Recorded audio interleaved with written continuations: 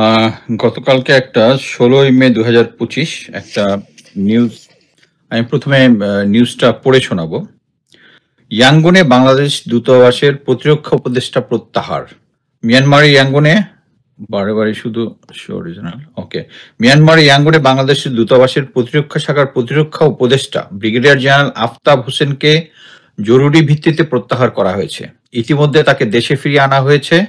গত মঙ্গলবার প্রতিরক্ষা মন্ত্রণালয় থেকে জারি করা এক প্রজ্ঞাপনে এই তথ্য জানানো হয়েছে। প্রজ্ঞাপনটি মন্ত্রণালয়ের ওয়েবসাইটে প্রকাশ করেছে। প্রজ্ঞাপনে উল্লেখ করা হয়েছে, মিয়ানমারের ইয়াঙ্গুন বাংলাদেশ দূতাবাসের প্রতিরক্ষা শাখায় প্রতিরক্ষা উপদেষ্টা হিসেবে কর্মরত ব্রিগেডিয়ার জেনারেল মোহাম্মদ আফতাব হোসেন জরুরি ভিত্তিতে দায়িত্ব হস্তান্তর পূর্বক প্রতিস্থাপন ব্যতিরেকে দেশে প্রত্যাবর্তনের আদেশ দেওয়া হলো।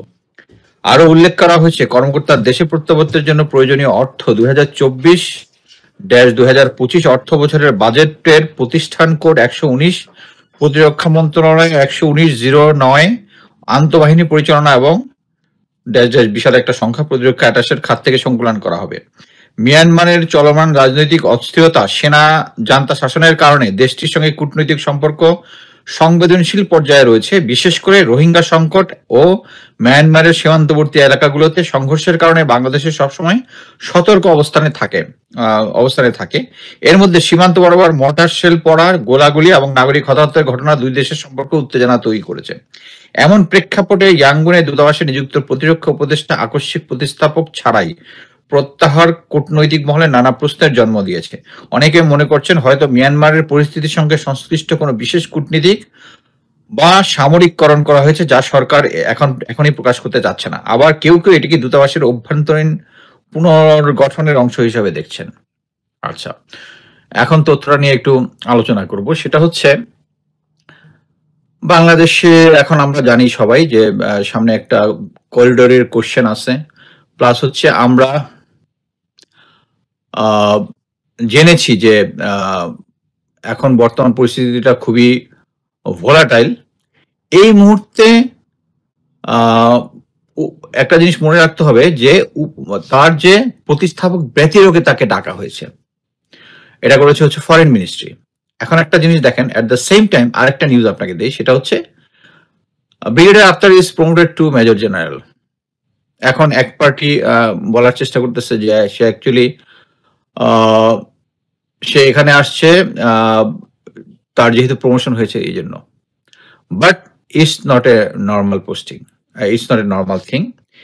আমি যেটা জেনেছি এবং কয়েকটা জায়গা থেকে কনফার্ম করেছি, সেটা হচ্ছে ব্রিগেডিয়ার আফতাব বেসিক্যালি আওয়ামী লেসপেন্সার এবং একজন অ্যাভারেজ অফিসার হিসেবে তার অ্যাকচুয়ালি ব্রিগেডিয়ার পর্যন্ত হওয়ারই কথা না, হয়েছে। তাকে ইম্পর্টেন্ট একটা জায়গাতে দিয়েছে। কি কারণে দিয়েছে? কারণ he had a connection with India. বাংলাদেশের বর্তমান প্রেক্ষাপটে সরকারের কিছু গুরুত্বপূর্ণ দলিল তিনি ইন্ডিয়া এবং মায়ানমারের যে জান্তা সরকার তার সাথে শেয়ার করেছেন, এবং এটার প্রমাণ সরকারের কাছে আছে।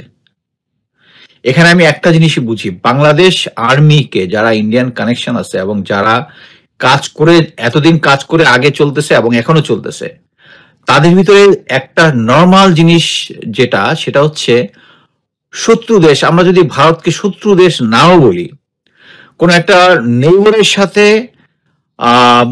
সরকারি চ্যানেলের বাইরে যদি কারোর সম্পর্ক থাকে, এটা হচ্ছে দেশদ্রোহিতা, ট্রিজন, দেশদ্রোহিতা।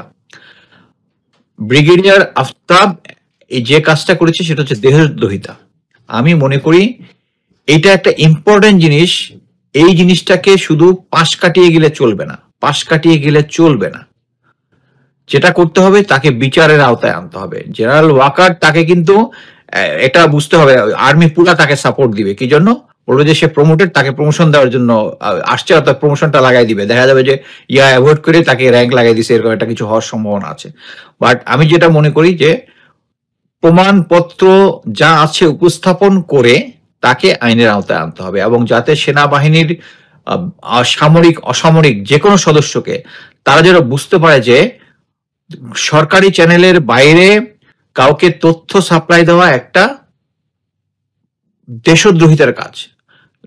ব্রিগেডিয়ার জেনারেল আফতাব একজন দেশদ্রোহী, তাকে দেশদ্রোহী হিসেবে বিচার করতে হবে। এবং আমরা যদি এটা করতে না পারি তাহলে তাহলে কি হবে? তাহলে আমাদের মধ্যে সেনাবাহিনীর মধ্যে সচেতনতা হবে না। যারা এটা যদি পানিশমেন্ট হয় তাহলে তারা বুঝে ফেলবে যাদের সাথে অলরেডি কানেকশন আছে তারা আর কানেকশন রাখতে চাইবে না। But this is important. একটা জিনিস দেখেন যে নর্মাল যদি এটা স্বাভাবিক পোস্টিং এ হতো তাহলে স্বাভাবিক পোস্টিং এ যেটা হয়, ওকে একজনের পোস্টিং হয়েছে অতএব এখান থেকে আরেকজন অফিসার যাবে, যাওয়ার পর দায়িত্ব বুঝাই দিবে, দায়িত্ব বুঝাই দেওয়া একটা ওভারল্যাপিং টাইম থাকবে এবং তারপরে সেই অফিসার ফেরত আসবে। কিন্তু যেটা হয়েছে সেটা হচ্ছে তাকে বলা হয়েছে যে প্রতিস্থাপক ব্যতীত ইমিডিয়েটলি আসার জন্য। সবচেয়ে মজার জিনিস হচ্ছে যখন ফরেন মিনিস্ট্রি থেকে বলা হলো তাকে ইমিডিয়েটলি আসার জন্য, সে কি বলেছে জানেন? সে বলেছে আমার কাছে এখন টিকিট কাটার টাকা নাই। যেটা হচ্ছে মোস্ট ফানিয়েস্ট অ্যান্সার। এই কারণে আপনারা কি কখনো এর আগে অতীতের কোনো ইয়াতে পোস্টিং ইয়াটিয়ারকে সেনা আইনের কোন ধারা নেয়, টাকা খরচ হবে, এই ধরনের কোনো কিছু দেখেছেন? আমার চোখে পড়েনি। এই যে টাকা এই খাত থেকে খরচ হবে, খরচ হবে, এটা ইচ্ছা করে সাংবাদিককে দিয়েছে শুধু এইটুকু বোঝার জন্য যে তার টাকা পয়সার কোনো সমস্যা নাই ফেরত আসার জন্য। হি মে বি ডিলেড, সে এখানে বাংলাদেশে ফেরত আসতে সে যেহেতু জানে তার বিরুদ্ধে প্রমাণ আছে, সে দেরি করতে পারে বা অন্য কোথাও চলে যেতে পারে। এই কারণেই এই যে ফাইন্যান্সিয়াল যে সাপোর্ট যেটা ওকে তিনি আসলে তাকে যে ফাইন্যান্সিয়াল ভাবে যেভাবে সাপোর্ট দেওয়া হবে, হ্যাঁ এইটা। বাট উনি বলতে পারেন ওনার কাছে টিকিটের টাকা নাই because he knows that he is caught.